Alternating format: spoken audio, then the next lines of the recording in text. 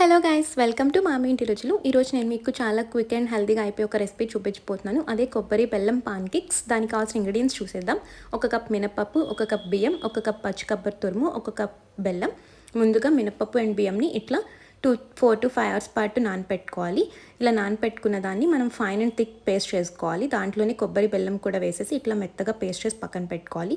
ఒక పాన్ తీసుకుని దానికి ఆయిల్ అప్లై చేసుకుని చూపిస్తున్న విధంగా ఒక స్పూన్ ఆఫ్ బ్యాటర్ని తీసుకుని ఇలా చిన్న పాన్ కేక్లా వేసుకోవాలి.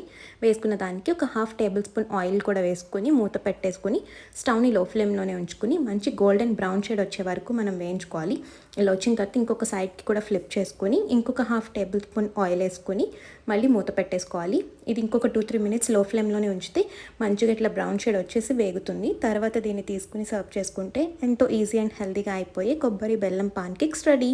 మీకు ఈ రెసిపీ నచ్చినట్లయితే please like, subscribe and share. మామి ఇంటి రుచులు.